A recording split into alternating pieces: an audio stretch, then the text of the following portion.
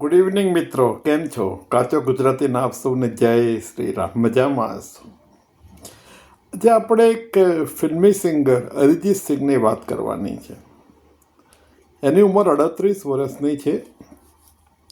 બોલિવૂડનો બહુ famous singer છે. એના ફાધર શીખ છે અને એમનું લાહોરમાંથી આવેલા 1947માં જાન બચાવીને જેવા કેટલા બધા શીખો અને હિન્દુઓ આવેલા એ રીતે એનો. મારા દાદા દાદી વગેરે બી આપણે રાવલપિંડીથી આવેલા. એમના મધર બેંગાલી છે અને બંગાળમાં એ સેટલ છે કોઈક નાના સિટીમાં.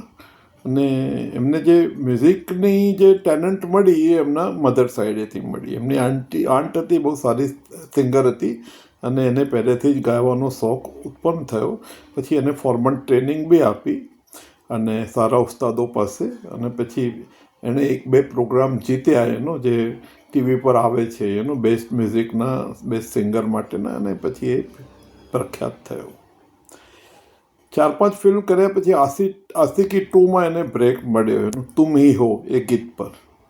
પછી એણે જે ગીતો ગાયા એને બધાને ગાંડા કરી દીધા. એનો ગીતો સાંભળનાર જે એનો ઓડિયન્સ હતું ઓલમોસ્ટ મેડ થઈ ગયા, અને એકદમ ગાંડા થઈ ગયા. એનો મેં એના લાઈવ શો બધા જોયા, અમુક પાર્ટ એનો યુકે અને યુએસ અને બધા. એના લોકો રડે એના ગીત પર, અંદરથી મ્યુઝિક આવતો એવું લાગે. એનો બહુ વખત પછી એનો બોલિવૂડને એક એવો સિંગર મળ્યો છે કે જે એકદમ એનો શાંતિથી એનો જાણે દરેક વસ્તુ આત્મસાત કરીને રિફ્લેક્ટ કરતો હોય એવી રીતે ગાય. જબરદસ્ત. એનું સક્સેસ રેટ એટલો બધો હાઈ હતો કે મેલ સિંગિંગમાં 10માંથી 8-9 ગીત એને જ મળતા હતા.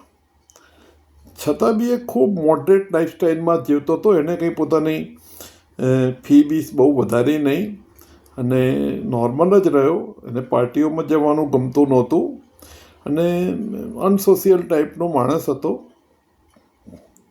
અને આવા લોકો બોલિવૂડમાં ટકવા અઘરા હોય છે. અને બહુ એક્સ્ટ્રા ઓર્ડિનરી ટેલેન્ટ હોય તો જ ટકી શકે. આની હતી અરિજીતની. અને એનો કોઈ પણ ગાયકની જે ચરમસીમા હોય એ લેવલ પર એ પહોંચી ગયો. ઓડિયન્સનો એટલો બધો પ્રેમ મળ્યો, એવોર્ડ્સ બી બહુ મળ્યા. એનો 2 નેશનલ એવોર્ડ ને 8 ફિલ્મફેર એવોર્ડ મળ્યા. અને એના હજી ગીતો આપણે બધાની જીભ પર છે. એટલા જબરદસ્ત ગીતો એણે ગાયા.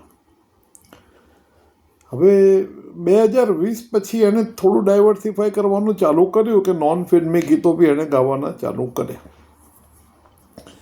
હમણાં થોડા મહિના પહેલાં એણે સડનલી એનાઉન્સ કર્યું કે હવે પ્લેબેક સિંગિંગ નહીં કરે, એટલે કે બોલિવૂડના ગીતો નહીં ગાય.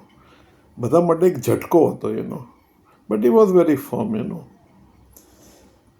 આમાં શું છે કે મોટાભાગના લોકો કળા સાથે પૈસા કમાવા માટે આ બધું કરતા હોય છે. જે પણ બધું ફિલ્મ ઇન્ડસ્ટ્રી ફક્ત સંકળાયેલા હતા, અરિજીત સિંઘ એકદમ જુદો હતો, એકદમ નોખો હતો. એને કંઈ લેવા દેવા નહોતી પૈસા સાથે. આમ મળે એ બાય પ્રોડક્ટ છે એનો.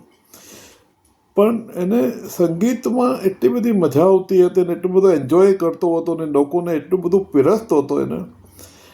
એને લાગ્યું કે હવે ધીસ ઇઝ ઇનફ. હવે એને શું કારણો, એને કંઈ કારણો કહ્યા નથી. આપણે વિચારીએ કે શું હોઈ શકે. એક તો શું છે, બોલિવૂડમાં જે સંગીત હોય જે એક પર્ટિક્યુલર સિચ્યુએશનની અંદર મોલ્ડ કરેલું હોય છે એટલે ઘણા બધા લિમિટેશન એના હોઈ શકે. બીજું, પોતાને મને એવું લાગે છે કે ઘણા બધા મેલ સિંગર ઘરે જ બેસી ગયેલા. એને કારણે સારા સોનુ નિગમ અને બીજા કેટલા મેલ સિંગર એમને કામ જ નહોતું મળતું. કારણ કે 10માંથી 8-9 બોલિવૂડના ગીતો એને જ મળતા હતા. જે બહારના પ્રોગ્રામ મળે એ બી એને જ મળે બધાને, બધું એ જ લઈ જાય. એટલે he was very uncomfortable with that also. અને આ બધા કારણોને કારણે એને બોલિવૂડ છોડવાનું ડિસિઝન લીધું અને ફોર્મ લીધું. ઘણા લોકોએ કન્વિન્સ કરવાનો પ્રયત્ન કર્યો પણ એ ના થયો. અને ઓલરેડી એણે એક પોતાની રેકોર્ડ બહાર કરી છે નોન ફિલ્મી. અને ધીરે ધીરે હવે કે હું આપણે જે કહીએ છીએ ને સ્વયં વિહાર, સ્વયં વિહારમાં રાચીશ, એમ કે મને જે ગમે છે એ પ્રમાણે હું કરીશ. એ સારો કમ્પોઝર બી છે, જે બહુ ઓછાને ખબર હશે. Very good music composer also, apart from being the singer. અને બીજું એણે શું ડિસિઝન લીધું, બોમ્બેથી જતો રહ્યો. હવે બોલિવૂડમાં રહેવું નથી તો પછી શું કામ બોમ્બેમાં રહેવું છે, તો એ બોમ્બે અને પોતાનું એકદમ નાનકડું સિટી, જે સિટી બી ના કહેવાય, નગર જેવું છે, એમાં જતો રહ્યો. ને એને જેના ઘરની સામે એક ચાનો ગલ્લો હતો, ત્યાં એ નાનપણ બેસી રહેતો, ત્યાં એને જવાનું ચાલુ કર્યું, જૂના મિત્રોને મળવાનું ચાલુ કર્યું. ને કારકિર્દીની સર્વોત્તમ હાઈટ લઈને, ઊંચાઈ લઈને એ માણસ એમની સાદી રોજિંદા જિંદગીમાં પાછો ફર્યો. એનો 100% સેલ્યુટ ટુ યુ. બહુ ઓછા લોકો કરી શકે છે જે પોતાનું જીવન, સામાન્ય જીવન છોડીને જે ઉચ્ચતમ જીવન જીવતા હોય છે ભૌતિક લેવલ પર, અને આ બધામાં એ ભાગ્યે જ પાછા ફરતા હોય છે. એટલે એનો ઇનર ગ્રોથ પણ એનો સારો બતાવે છે, ઇમોશનલ મેચ્યોરિટી બી એની સારી બતાવી છે. આપણે એને સેલ્યુટ કરીએ, આવા અદ્ભુત ગાયકને, જેણે આપણને અદ્ભુત ગીતો આપ્યા છે, અને યોગ્ય સમયે બોલિવૂડથી રિટાયરમેન્ટ બી લઈ લીધો, અને હવે પોતાના પ્રમાણે જે એને ગમશે એ પ્રમાણે કરશે.